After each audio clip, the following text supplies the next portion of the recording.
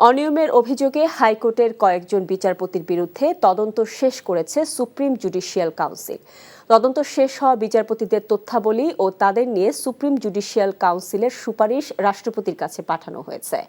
নিয়ম অনুযায়ী এখন রাষ্ট্রপতি সুপ্রিম জুডিশিয়াল কাউন্সিলের সুপারিশ বাস্তবায়ন করবেন। গত 16 অক্টোবর শেখ হাসিনার সরকারের দোসর হিসেবে কাজ করার অভিযোগ ওঠায় 12 বিচারপতিকে ছুটিতে পাঠান প্রধান বিচারপতি সৈয়দ রেফাত আহমেদ। তাদের হাইকোর্টের বেঞ্চে বিচার কাজ পরিচালনার দায়িত্ব থেকে বিরত রাখা হয়। 12 বিচারপতি হলেন বিচারপতি নাইমা হায়দার, বিচারপতি শেখ হাসান আরিফ, বিচারপতি আশিস রঞ্জন দাস, বিচারপতি মোহাম্মদ খুরশিদ আলম সরকার, বিচারপতি এস.এম. মনিরুজ্জামান, বিচারপতি আতাউর রহমান খান, বিচারপতি শাহেদ নুরুদ্দিন, বিচারপতি মোহাম্মদ আখতারুজ্জামান, বিচারপতি মোহাম্মদ আমিনুল ইসলাম, বিচারপতি এস.এম. মাসুদ হোসেন দোলন, বিচারপতি খিজির হায়াত, বিচারপতি খন্দকার দিলিরুজ্জামান। পূর্ব তিমুরের রাষ্ট্রপতি হোসে রামোস হোর্তা ও বাংলাদেশের প্রধান উপদেষ্টা ডক্টর মোহাম্মদ ইউনূসের নেতৃত্বে দুই দেশের মধ্যে দ্বিপাক্ষিক বৈঠক চলছে। তেজগাঁওয়ে প্রধান উপদেষ্টার কার্যালয়ে এই বৈঠক শুরু হয়। এর আগে দুই নেতা নিজেদের মধ্যে একান্ত বৈঠক করেন।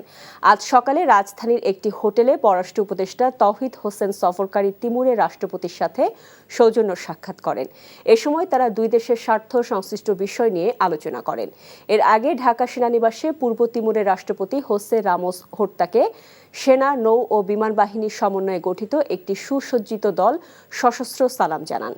বাংলাদেশে বিজয় দিবসের কর্মসূচিতে যোগ দিতে 4 দিনের সফরে গতরাতে ঢাকা আসেন পূর্ব তিমুরের রাষ্ট্রপতি। কাল 16 ডিসেম্বর মহান বিজয় দিবস। এবার ভিন্ন প্রেক্ষাপটে ফিরে এসেছে মহান বিজয় দিবস। ছাত্র জনতার অভ্যুত্থানের মুখে গত 5 আগস্ট ফ্যাসিস্ট আওয়ামী লীগ সরকারের পতন ও সাবেক প্রধানমন্ত্রী শেখ হাসিনা দেশত্যাগের মাধ্যমে বিজয়ের নতুন আরও একটি অধ্যায়ের সূচনা হয়েছে লাখো প্রাণের বিনিময়ে অর্জিত বাংলাদেশে। সেই বিজয়ের উচ্ছ্বাসে জাতীয় স্মৃতিসৌধে ঢল নামবে লাখো জনতার। ফুলে ফুলে ভরে উঠবে শহীদ বেদি। সেখানকার প্রস্তুতির খবর জানাচ্ছেন জাহিদুর রহমান।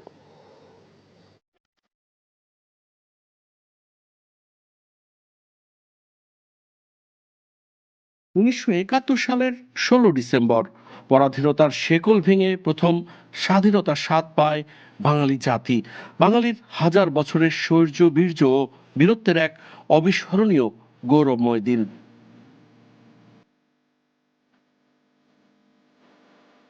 পৃথিবীর মানচিত্রে বাংলাদেশ নামে একটি স্বাধীন ভূখণ্ডের নাম জানান দেওয়ার দিন। বিজয় দিবস ঘিরে জাতীয় স্মৃতিসৌধ সম্পূর্ণ প্রস্তুত। পুরো স্মৃতিসৌধ কমপ্লেক্স ধুয়ে মুছে পরিষ্কার পরিপাটি করা, ফুল দিয়ে সাজানো, রং তুলির কাজ, সিসি ক্যামেরা স্থাপন, লেক সংস্কার সহ সকল কার্যক্রম সম্পন্ন করেছি। সূর্যোদয়ের সঙ্গে সঙ্গে জাতীয় স্মৃতিসৌধে রাষ্ট্রপতি মোহাম্মদ শাহাবুদ্দিন ও প্রধান উপদেষ্টা ডক্টর মোহাম্মদ ইউনূসের শ্রদ্ধাঞ্জলি অর্পণের মাধ্যমে শুরু হবে দিবসের আনুষ্ঠানিকতা। সশস্ত্র বাহিনীর সুসজ্জিত চৌকস দলের রাষ্ট্রীয় সালামের সঙ্গে বেজে উঠবে বিউগলে করুণ সুর। মহান স্বাধীনতা সংগ্রামে আত্মোৎসর্গকারী জাতির শ্রেষ্ঠ সন্তানদের প্রতি গভীর শ্রদ্ধাঞ্জলি অর্পণের পর সর্বসাধারণের শ্রদ্ধাঞ্জলি নিবেদনের জন্য উন্মুক্ত করে দেয়া হবে জাতীয় স্মৃতিসৌধ। এ উপলক্ষে নেওয়া হয়েছে কয়েক স্তরের নিরাপত্তা ব্যবস্থা। সকল স্তরের নিরাপত্তা আমরা রেখেছি যেন খুব সুন্দরভাবে ভিভিআইপিগণ সুশৃঙ্খলভাবে নিরাপত্তা সহকারে এখানে এসে পুষ্প অর্পণ করতে পারেন এবং নির্বিঘ্নে আসা যাওয়া করতে পারেন। ছাত্র জনতার অভ্যুত্থানে ফ্যাসিস্ট সরকারের পতনের মাধ্যমে অর্জিত নতুন বাংলাদেশে বিজয়ের 53তম বার্ষিকীর অঙ্গীকার হোক বৈষম্যহীন, অসাম্প্রদায়িক, দুর্নীতিমুক্ত, সুখী ও সমৃদ্ধ দেশ। Zahidur Rahman, NTV news, Savar, Dhaka. প্রশাসন থেকে ফ্যাসিস্ট আওয়ামী লীগের দোসরদের সরানোর দাবি জানিয়েছে বিএনপি। একই সাথে বিগত 3 নির্বাচনে যারা কাজ করেছে তাদের সবাইকে বিচারের আওতায় আনার দাবি করেছে দলটি। দলীয় নয়, যোগ্যতার ভিত্তিতে প্রশাসনে নিয়োগের দাবিও জানিয়েছে বিএনপি। এছাড়া প্রশাসনে যারা বছরের পর বছর একই জায়গায় আছে তাদের পরিবর্তনের সুপারিশও করেছে তারা। জনপ্রশাসন সংস্কার কমিশনে বিএনপি গঠিত কমিটি এসব সুপারিশ জমা দিয়েছে। সাবেক সচিব ও বিএনপি চেয়ারপারসনের উপদেষ্টা ইসমাইল ইসমাইল জবিউল্লাহর নেতৃত্বে একটি প্রতিনিধি দল সচিবালয়ে জনপ্রশাসন মন্ত্রণালয়ে এসব সুপারিশ জমা দেয়। গাজীপুর থেকে বিআরটি প্রকল্পের সড়ক দিয়ে বিআরটিসি বাস চলাচল কার্যক্রম এবং জয়দেবপুর কমলাপুর রেল রুটে 2 জোড়া কমিউটার ট্রেন চলাচল কার্যক্রম উদ্বোধন করা হয়েছে। সকালে এর উদ্বোধন করেন সড়ক পরিবহন ও সেতু মন্ত্রণালয়ের উপদেষ্টা মোহাম্মদ ফাউজুল কবির খান। জয়দেবপুর থেকে এয়ারপোর্ট হয়ে গুলিস্তান পর্যন্ত 10টি বিআরটিসি বাস চলাচল কার্যক্রমে উদ্বোধন করা হয়। বিআরটি প্রকল্পের দুর্নীতি বিষয়ে উপদেষ্টা বলেন, শুধু এই প্রকল্পের দুর্নীতি নয়, সকল দুর্নীতি তদন্ত হচ্ছে। এক্ষেত্রে সকলের সহযোগিতা কামনা করেন তিনি। এর আগে উপদেষ্টা গাজীপুরের জয়দেবপুর থেকে কমলাপুর রেল স্টেশন পর্যন্ত 2 জোড়া 4টি কমিউটার ট্রেন সার্ভিস উদ্বোধন করেন। উপদেষ্টা বলেন, বিজয় দিবসকে সামনে রেখে ঢাকা জয়দেবপুর কমিউটার ট্রেনগুলো চালু করা হলো। এর উদ্দেশ্য হলো গাজীপুর থেকে জনগণ যাতে করে ঢাকায় অফিস করে ফিরে আসতে পারে। এরপর ঢাকা নরসিংদী, ঢাকা নারায়ণগঞ্জ রেল রুটে কমিউটার ট্রেন সার্ভিস চালু করা হবে। 4,000 কোটি টাকার বেশি দুর্নীতি তো আপনাকে প্রমাণ করতে হবে। আপনাদের কাছে যদি কোনো সুনির্দিষ্ট সাক্ষ্য প্রমাণ আছে যেটা আদালতে গ্রহণযোগ্য হবে, এরকম কোনো প্রমাণ থাকলে আপনারা পাঠিয়ে দেবেন, আমরা অবশ্যই ব্যবস্থা নেব। জাহাঙ্গীরনগর বিশ্ববিদ্যালয়ের আবাসিক হল থেকে তাকিয়া তাসনিম বিভা নামে এক ছাত্রীর মরদেহ উদ্ধার করেছে পুলিশ। তাকিয়া তাসনিম জাহাঙ্গীরনগর বিশ্ববিদ্যালয়ের ভূগোল ও পরিবেশ বিভাগের প্রথম বর্ষের 53 ব্যাচের শিক্ষার্থী। স্থানীয়রা জানান, ভোরে বীর প্রতীক তারামন বিবি হলের তাকিয়ার অন্য রুমমেট না থাকায় তিনি বন্ধু সাব্বিরের সঙ্গে কথা বলছিলেন। এক পর্যায়ে তাকে ভিডিও কলে রেখেই গলায় ওড়না পেঁচিয়ে ফাঁস দেন তাকিয়া। সাব্বির তাকিয়ার বান্ধবীদের ফোন করে দ্রুত রুমে গিয়ে দরজা ভেঙে তাকে উদ্ধার করতে বলে। পরে দরজা ভেঙে ভেতরে প্রবেশ করে তাকিয়াকে ফ্যানের সঙ্গে ঝুলন্ত অবস্থায় পাওয়া যায়। বিশ্ববিদ্যালয়ের প্রক্টোরিয়াল বডির সদস্যদের উপস্থিতিতে তাকিয়াকে উদ্ধার করে গণস্বাস্থ্য সমাজ ভিত্তিক মেডিকেল কলেজ হাসপাতালে নেওয়া হলে চিকিৎসক তাকিয়াকে মৃত ঘোষণা করেন। তার রুমে কিছু ডায়েরি ও মোবাইল সহ কিছু জিনিসপত্র পাওয়া গেছে। তাকিয়ার গ্রামের বাড়ি মাগুরা শহরের পারনান্দুয়ালিতে। প্রতি বছরের মতো এবারও শীতার্তদের পাশে দাঁড়িয়েছে জনপ্রিয় স্যাটেলাইট টেলিভিশন এনটিভি। দেশের বিভিন্ন স্থানে মাঝে অব্যাহত রয়েছে কম্বল বিতরণ। মৌসুমের শুরুতেই শৈত্যপ্রবাহের কবলে পড়ে উত্তরের জনপদ নওগাঁ, মৃদু শৈত্যপ্রবাহ চলছে হিমালয় কন্যা খ্যাত পঞ্চগড়ে। এই 2 জেলার শহরে এবং প্রত্যন্ত পল্লীতে এনটিভির পক্ষ থেকে কম্বল বিতরণ করা হয়েছে দরিদ্র ও অসহায় মানুষদের। বিস্তারিত শওকত করিমের ডেস্ক রিপোর্টে। শীতের তীব্রতার সঙ্গে বেড়ে চলে ছিন্নমূল খেটে খাওয়া মানুষের কষ্টের দিন। তাই তো এক টুকরো শীত বস্ত্র কিংবা কম্বলে শীত নিবারণের জন্য মানুষগুলোর এমন অধীর আগ্রহ। একটি কম্বলের উষ্ণতা যেন জীবনের সেরা প্রাপ্তি।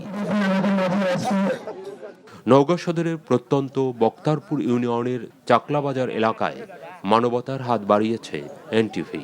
শীতবস্ত্র পেয়ে প্রাণ খুলে দোয়া করলেন শীতার্তরা। কম্বলগুলো বিতরণ করা হচ্ছে, তাতে আমাদের এলাকার সকল জনসাধারণ অনেকভাবে উপকৃত হয়েছেন। কত দুঃখ কষ্ট পায় ভালো হয়েছে বাবা। বয়স্ক মানুষ, বৃদ্ধ মানুষ কেউ নাই, দিয়ে অনেক উপকার হয়েছে।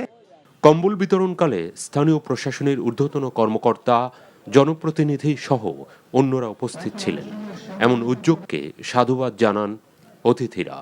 এভাবে ভালোবাসার হাত যারা বাড়িয়ে দিল সেই এনটিভি কর্তৃপক্ষকে আমি আমার উপজেলা প্রশাসনের পক্ষ থেকে কৃতজ্ঞতা জানাচ্ছি, ধন্যবাদ জানাচ্ছি। তাদের আগামী দিনের পথ চলা শুভ হোক। শীতে কাঁপছে হিমালয় কন্যা। পঞ্চগড় জেলা শিল্প একাডেমি চত্বরে শীতার্ত দরিদ্র মানুষের মাঝে গরম কাপড় বিতরণ করা হয়েছে এনটিভি পরিবারের পক্ষ থেকে। এ সময় আনন্দে আবেগাপ্লুত হয়ে পড়েন অনেকে। আমাদেরকে ভালো লাগে, আমাকে একটা করে কম্বল এসেছে, আমি গায়ে টাকা নেই, আমি বহুত কষ্টে মানুষ হচ্ছি। আমাদের শীতার্ত কম্বল দিতেছে, এটা আমরা খুব খুশি। এ ধরনের মহৎ উদ্যোগ এগিয়ে নেওয়ার আহ্বান জানান স্থানীয় গণ্যমান্য ব্যক্তিবর্গ। সংবাদ পরিবেশনে এবং বিনোদনে গুরুত্ব ভূমিকা পালন করে এটির পাশাপাশি সামাজিক কর্মকাণ্ডের অংশ হিসাবে তার কম্বল বিতরণ করছেন। এটা একটা মহতী উদ্যোগ। সরকারি বেসরকারি সহযোগিতার হাত প্রসার এবং বৃত্তবানরা শীতে কাতর মানুষের পাশে এগিয়ে আসবে এমন প্রত্যাশা সবার। শওকত করিম, এনটিভি নিউজ ডেস্ক।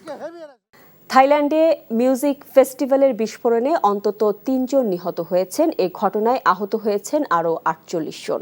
স্থানীয় পুলিশ বলছে, উমফাংয়ে মিউজিক ইভেন্ট চলাকালীন ভিড়ের মধ্যে নিক্ষিপ্ত বোমার বিস্ফোরণের পর 2 সন্দেহভাজনকে হেফাজতে রাখা হয়েছে। উমফাং রেস্কিউ গ্রুপের অ্যাসোসিয়েশন অনুসারে শুক্রবার মধ্যরাতে ঠিক আগে মায়ানমারের সীমান্তবর্তী তাক প্রদেশের উমফাং শহরে একটি বার্ষিক উৎসবে পারফরমেন্সের সময় বিস্ফোরক যন্ত্রটি ভিড়ের মধ্যে নিক্ষেপ করা হয়।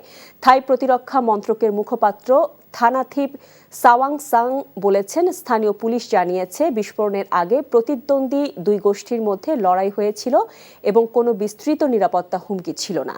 বিস্ফোরক ডিভাইসটি একটি বাড়িতে তৈরি বোমা বলে প্রমাণ পাওয়া গেছে বলে তিনি জানান। Chief Advisor Professor Mohammad Yunus and Timor-Leste President Jose Ramos Horta held fruitful discussions and shared their ideas to take the relations between the two countries to a new height. They witnessed the signing of 2 instruments, MOU on bilateral consultations mechanism and agreement on visa exemption for diplomatic and official passport holders to further strengthen the relations. The 2 leaders had a tete-a-tete which has followed by a delegation-level meeting. Dr. Yunus and Timor-Leste President Jose Ramos Horta appeared in a joint press conference at the Chief Advisor's office after the bilateral meeting. Earlier in the morning, Foreign Affairs Advisor Tauhid Hussein met President of Timor and discussed issues of mutual interest. The meeting discussed ways to deepen the relations between the 2 countries. BNP Chairperson Begum Khaleda Zia will attend her first in-person political program in 6 years at an event to be organized by the Bangladesh Jatiyotwadi Muktijuddha Dol on 21st December. Muktijuddha Dol President Soyed Ishtiaq Aziz Ulfat said they will arrange a gathering of freedom fighters at the Bangabandhu International Conference Center on Saturday, where Khaleda Zia will be present as the chief guest. Ulfat said he, along with BNP Standing Committee member Hafizuddin Ahmed, met the BNP chief on Saturday night and formally invited her to the program, and she has agreed. She said that if she is in good health, she will join the freedom fighters gathering.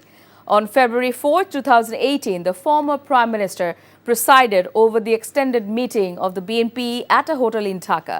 This was her last political program, as 3 days later, on February 8, she was sentenced to jail. BNP has unveiled a set of proposals aimed at reforming the country's public administration, suggesting comprehensive restructuring to enhance efficiency and impartiality within the system. A delegation led by Ismail Zabirullah, a member of the BNP Chairperson's Advisory Council and a member of the party's Public Administration Reform Committee, submitted the proposal to Mokhlisur Rahman, Senior Secretary of the Ministry of Public Administration, today. Zabirullah said the entire administrative structure needs to be revamped. They proposed that changes be made at all levels of the administration 3 months prior to every election. The BNP also highlighted the need to identify and take action against officials who may have exploited their positions under previous governments, ensuring a fair and neutral administration moving forward. The interim government today backtracked from its decision to form of a committee to find the real culprits and masterminds behind the BDR massacre. The Home Ministry informed the High Court that it will not form any committee about the BDR massacre now, as 2 criminal cases are pending with the Appellate Division and the Dhaka Court over the incidents. Deputy Attorney General Tanim Khan paced a letter from the Home Ministry to this effect before the 8th bench of Justices Farah Mahbub and Debashish Roy Chaudhary during hearing a writ petition. The bench fixed January 5th for passing an order on this issue. Earlier on December 2nd, the Attorney General's office informed the 8th bench that the government has initiated the process for forming a national independent committee in order to find out real culprits and masterminds behind the killings during the BDR massacre in 25th and 26th February 2019. A fresh graduate of government Shah Sultan College abducted by criminals impersonating Rapid Action Battalion officers in Bogura Shodor early yesterday was released in Noshindi's Madhubdi Upazila last night. Firdaus Sarkar, 25, was picked up from a rented apartment around 2 a.m. yesterday. The incident garnered attention after a video where 3 men wearing RAB jackets were beating Firdaus indiscriminately and dragging him away went viral. Firdaus's family tried to locate him but failed. They received a demand for a ransom of Taka 7 lakh via his WhatsApp number, following which his wife Mahbuba Begum filed a case later in the morning. Once the law enforcers ascertained the location of the transaction, which was in Naranganj, police arrested 2 women who were allegedly there to receive the money. Following the arrest, kidnappers released the victim. ক্ষমতাচ্যুত প্রধানমন্ত্রী শেখ হাসিনা তার ছেলে সজীব ওয়াজেদ জয়, বোন শেখ রেহানা এবং ভাগ্নি tulip সিদ্দিকের মালয়েশিয়ার ব্যাংকের মাধ্যমে রূপপুর পারমাণবিক বিদ্যুৎ কেন্দ্র থেকে $500 কোটি লোপাটের অভিযোগ অনুসন্ধানে দুদকের নিষ্ক্রিয়তাকে কেন অবৈধ ঘোষণা করা হবে না তা জানতে চেয়ে রুল জারি করেছে হাইকোর্ট। এক রিটের শুনানি শেষে বিচারপতি ফাহমিদা কাদের এবং বিচারপতি মুবিনা আসাফের দ্বৈত বেঞ্চ আজ এই আদেশ দেন। গত ৩রা সেপ্টেম্বর ৬০,০০০ কোটি টাকা লোপাটের অভিযোগ অনুসন্ধানের নির্দেশনা চেয়ে হাইকোর্টে রিট দায়ের করেন জাতীয়তাবাদী গণতান্ত্রিক আন্দোলন এনডিএম-এর চেয়ারম্যান ববি হাজ্জাজ। রিটে রূপপুর পারমাণবিক বিদ্যুৎ কেন্দ্রে শেখ হাসিনা এবং তার পরিবারের সদস্যদের দুর্নীতি অনুসন্ধানে দুদকের নিষ্ক্রিয়তাকেও চ্যালেঞ্জ করা হয়। গত ১৯ আগস্ট রূপপুর পারমাণবিক বিদ্যুৎ কেন্দ্রে শেখ হাসিনা পরিবারের দুর্নীতি নিয়ে বিভিন্ন পত্রিকায় প্রতিবেদন প্রকাশিত হয়। ওই প্রতিবেদন যুক্ত করে হাইকোর্টে রিট দায়ের করা হয়। রূপপুর পাওয়ার প্ল্যান্ট এই এমবেজলমেন্টের যে তথ্যগুলো আসছে, শেখ হাসিনা, শেখ রেহানা, টিউলিপ সিদ্দিকি এবং সজীব ওয়াজেদ জয় তারা জড়িত ছিলেন এই $5 বিলিয়ন এমবেজলমেন্টের। এটা নিয়ে সেরকম কোনো আমরা এখনো পর্যন্ত উদ্যোগ, ইনভেস্টিগেশন বা উদ্যোগ বা ওরকম কিছু আমরা দেখিনি। এই রিটটা করার পর কোর্ট এখন একটা রুল ইস্যু করেছেন, অথরিটির কাছে একটা নিউজ পৌঁছাবে যে এটা নিয়ে আমরা সচেতন, এবং এক্ষেত্রে আই থিঙ্ক যে কোর্ট আজকে রুল জারি করার মাধ্যমে এটা নিশ্চিত করলেন যে এটা নিয়ে ফার্দার ইনভেস্টিগেশন ইনশাআল্লাহ হবে। প্রায় 7 বছর পর রাজনৈতিক কোনো কর্মসূচিতে সশরীরে যোগ দিচ্ছেন বিএনপি চেয়ারপারসন বেগম খালেদা জিয়া। 21শে ডিসেম্বর বঙ্গবন্ধু আন্তর্জাতিক সম্মেলন কেন্দ্রে মুক্তিযোদ্ধা সমাবেশে তিনি প্রধান অতিথি হিসেবে উপস্থিত থাকবেন। জাতীয়তাবাদী মুক্তিযোদ্ধা দলের সভাপতি সৈয়দ ইশতিয়াক আজিজ উলফাত জানান, বেগম খালেদা জিয়া মুক্তিযোদ্ধা সমাবেশে উপস্থিত থাকবেন। মহান বিজয় দিবস উপলক্ষে 21শে ডিসেম্বর এই মুক্তিযোদ্ধা সমাবেশের আয়োজন করতে যাচ্ছে জাতীয়তাবাদী মুক্তিযোদ্ধা দল। 2018 সালের 4 ফেব্রুয়ারি ঢাকার লা মেরিডিয়ানে বিএনপির বর্ধিত সভায় সভাপতিত্ব করেন বেগম খালেদা জিয়া। এটি ছিল তাঁর সর্বশেষ রাজনৈতিক কর্মসূচিতে অংশগ্রহণ। রাষ্ট্র মেরামত করতে অন্তর্বর্তী সরকারের কত সময় লাগবে তা জনগণের জানার অধিকার রয়েছে উল্লেখ করে বিএনপির ভারপ্রাপ্ত চেয়ারম্যান তারেক রহমান বলেছেন, রোড ম্যাপের কথা জানতে উপদেষ্টাদের কেউ অস্বস্তি প্রকাশ করলে তা হবে গণ আকাঙ্ক্ষা বিরোধী। বিকেলে রাজধানীর ইঞ্জিনিয়ার্স ইনস্টিটিউট মিলনায়তনে আয়োজিত আলোচনা সভায় অনলাইনে যুক্ত হয়ে একথা বলেন তিনি। মইদুল ইসলামের রিপোর্ট। বিজয় দিবস উপলক্ষে বিএনপি আয়োজিত আলোচনা সভায় অনলাইনে যুক্ত হয়ে বিএনপির ভারপ্রাপ্ত চেয়ারম্যান তারেক রহমান কথা বলেন রাষ্ট্র সংস্কার সহ সরকারের নানা কার্যক্রম প্রসঙ্গে। তারেক রহমান বলেন, রাষ্ট্র সংস্কার শেষ করতে কত সময় লাগবে তা জানতে জন আকাঙ্ক্ষা রয়েছে। রাষ্ট্র মেরামতের জন্য অন্তর্বর্তীকালীন সরকারের আর কত মাস কিংবা কত সময়ে প্রয়োজন? অন্তর্বর্তীকালীন সরকারের আগামী দিনের কর্ম পরিকল্পনার রোডম্যাপ ঘোষণার কথা শুনলেই যদি উপদেষ্টাদের চেহারায় অস্বস্তির ছাপ ফুটে ওঠে, সেটি হবে অবশ্যই গণ আকাঙ্ক্ষা বিরোধী। সরকার তাদের সকল কার্যক্রমের মাধ্যমে জনগণের কাছে যত বেশি স্বচ্ছ থাকবে, জনগণও সরকারের প্রতি তত বেশি সমর্থনের হাত প্রসারিত রাখবে। ডেঙ্গু ও নিত্যপণ্যের বাজার নিয়ন্ত্রণে সরকারকে আরও বেশি তৎপর হওয়ার আহ্বান জানান বিএনপির ভারপ্রাপ্ত চেয়ারম্যান। বলেন, রাষ্ট্র সংস্কারের পাশাপাশি মানুষের এসব নিত্য সমস্যাও সমাধান করতে হবে। ডেঙ্গুতে মানুষের মৃত্যু অব্যাহত রয়েছে। এর পাশাপাশি নিত্য প্রয়োজনীয় দ্রব্যমূল্যের লাগামহীন ঊর্ধ্বগতিতে দিশেহারা সমাজের প্রায় প্রতিটি মানুষ। জনজীবনে নিত্য দুর্ভোগ কিংবা বাজার পরিস্থিতি নিয়ন্ত্রণ না করে অন্তর্বর্তীকালীন সরকার যদি শুধু সংস্কারের নামে সময় সংক্ষেপ করেন, তাহলে জনগণের কাছে সংস্কার আগে নাকি সংসার আগে, এই প্রশ্নটি মুখ্য হয়ে উঠতে পারে। দুর্ভোগ বর্তমানে মেনে নিলেও জনগণ এখনো সরকারের বিরুদ্ধে তেমন উচ্চ বাচ্য করছে না, কারণ জনগণ বর্তমান অন্তর্বর্তীকালীন সরকারকে সফল দেখতে চায়। তারেক রহমান বলেন, ফ্যাসিবাদ মুক্ত এবারে বিজয় দিবস অনেক বেশি আনন্দের, গৌরবের এবং তাৎপর্যপূর্ণ। আগামী বছরগুলোতে স্বাধীনতা। মইদুল ইসলাম, এনটিভি নিউজ, ঢাকা। বাংলাদেশ ও পূর্ব তিমুরের মধ্যে কূটনৈতিক ও অফিসিয়াল পাসপোর্টধারীদের ভিসা অব্যাহতি সংক্রান্ত চুক্তি এবং দ্বিপাক্ষিক পর্যালোচনা পদ্ধতি বিষয়ক সমঝোতা স্মারক স্বাক্ষরিত হয়েছে। সফররত রাষ্ট্রপতি হোসে রামোস হোর্তা এবং প্রধান উপদেষ্টা ডক্টর মোহাম্মদ ইউনূসের নেতৃত্বে অনুষ্ঠিত দ্বিপাক্ষিক বৈঠক শেষে চুক্তি ও সমঝোতা স্বাক্ষরিত হয়।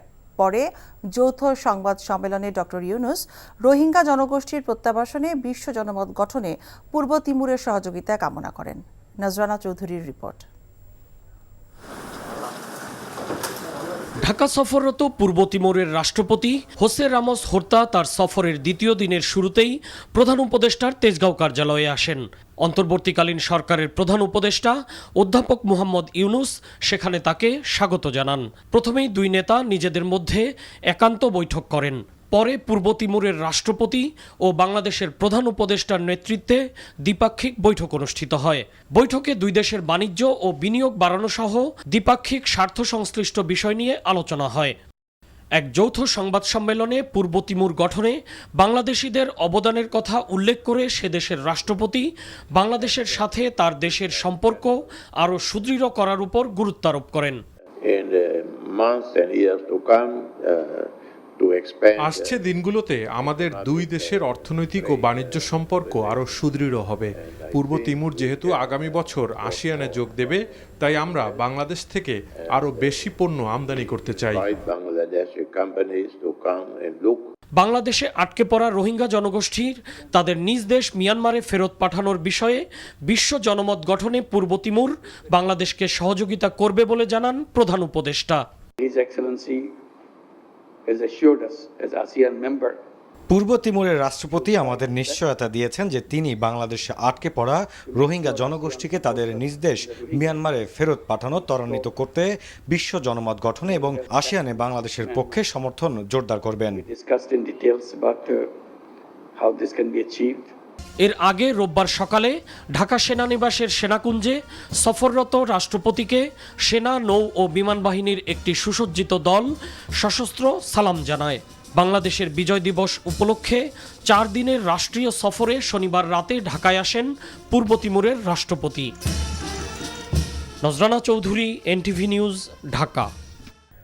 পেনশনভোগী সহ সব সরকারি কর্মকর্তা কর্মচারীদের মহার্ঘ ভাতা দেবার সিদ্ধান্ত নিয়েছে সরকার। ভাতা পর্যালোচনা এবং সুপারিশ প্রদানের জন্য প্রধান উপদেষ্টার কার্যালয়ের মুখ্য সচিবকে প্রধান করে 4 সদস্যের কমিটি গঠন করা হয়েছে বলে জানিয়েছেন জনপ্রশাসন সচিব ডক্টর মোখলেসুর রহমান। দুপুরে সচিবালয়ে এসব বলেন তিনি। এর আগে তার কাছে জনপ্রশাসন সংস্কারে বিএনপির সুপারিশ তুলে দেন দলের চেয়ারপারসনের উপদেষ্টা ইসমাইল জাবিউল্লাহ। এ সময় শেষ 3 নির্বাচনকে বৈধতা দিতে যারা কাজ করেছে তাদের বিচারের আওতায় আনার দাবি জানান তিনি। রিপোর্ট করছেন রকনউদ্দিন। রোববার সকালে সচিবালয়ে জনপ্রশাসন মন্ত্রণালয়ের সিনিয়র সচিবের সাথে সাক্ষাৎ করেন বিএনপি গঠিত জনপ্রশাসন সংস্কার বিষয়ক কমিটির সদস্য ও দলের চেয়ারপারসনের উপদেষ্টা ইসমাইল জবিউল্লাহ। এ সময় জনপ্রশাসন সংস্কারে বিএনপির সুপারিশ সহ একটি প্রতিবেদন তুলে দেওয়া হয় সংশ্লিষ্ট সচিবের কাছে। প্রশাসনে দলীয় নয়, যোগ্যতার ভিত্তিতে নিয়োগ দেবার দাবি জানান ইসমাইল জবিউল্লাহ। গত ফ্যাসিস্ট রেজিমের সময় প্রশাসনের মধ্যে যারা একেবারে উলঙ্গভাবে এই প্রশাসনের সহায়তা করে এই দেশকে একেবারে হরিলুটের একটা আড্ডাখানা করে ফেলেছিল, তাদেরকে চিহ্নিত করে তাদের বিচার ব্যবস্থা করা।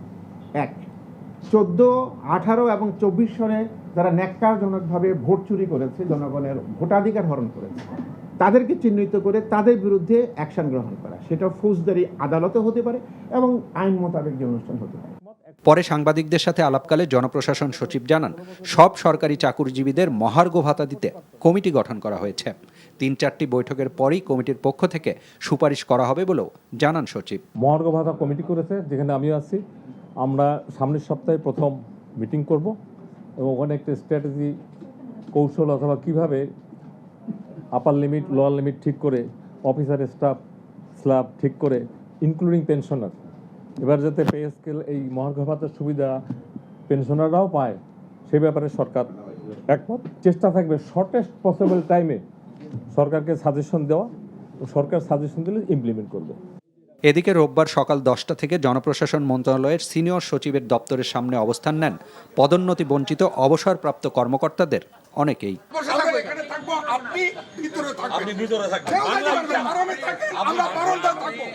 বঞ্চনা নিরসনে সরকার গঠিত কমিটি 764 জনকে পদোন্নতি ও আর্থিক সুবিধা দেবার সুপারিশ করলেও রোববারের মধ্যেই প্রজ্ঞাপনের দাবি জানান তারা। Rokonuddin, NTV news, Dhaka.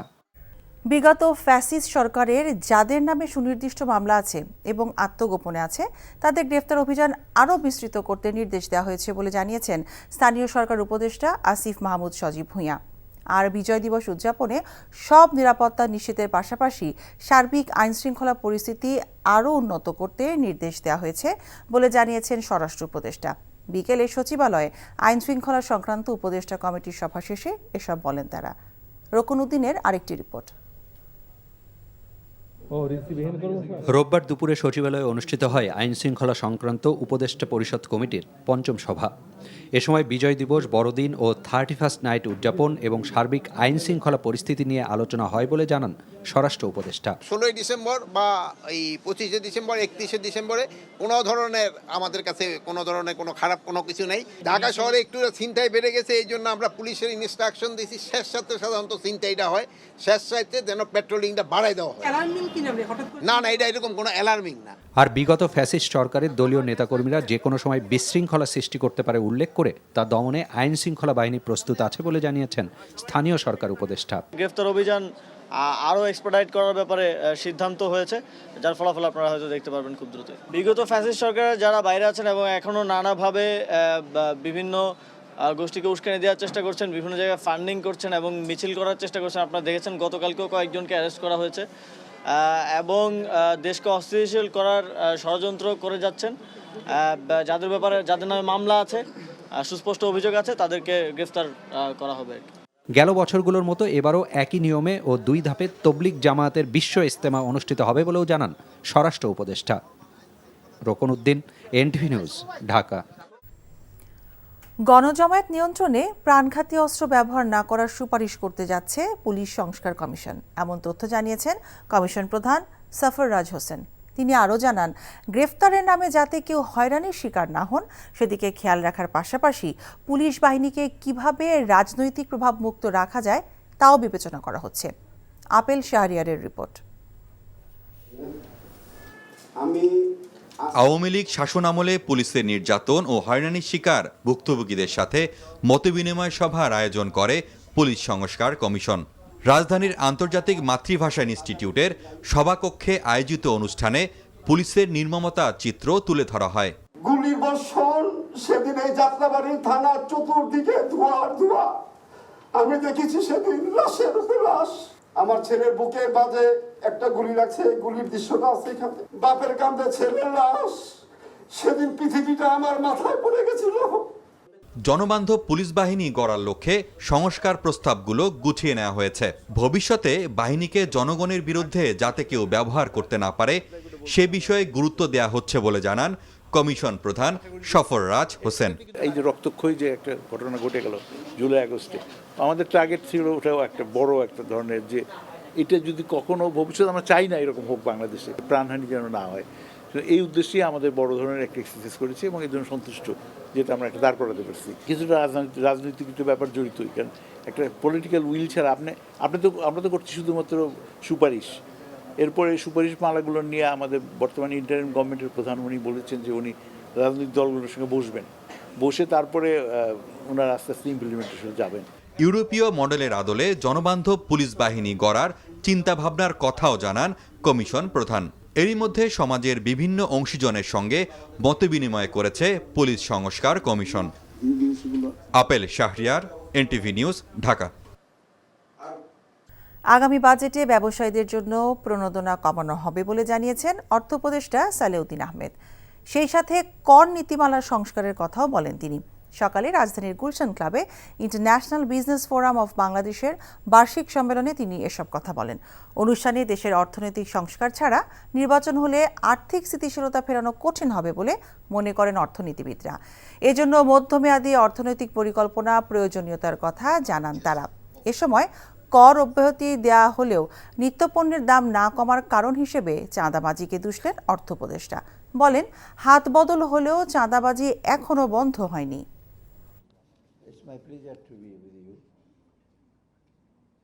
I have decided to divide tax policy and tax implementation, completely separate division. আমরা নিজের মনের মাধুরী মিশিয়ে পলিসিগুলো করতে চাই না। on facts, data, তথ্য উপাত্ত based and also with our stakeholders discussion.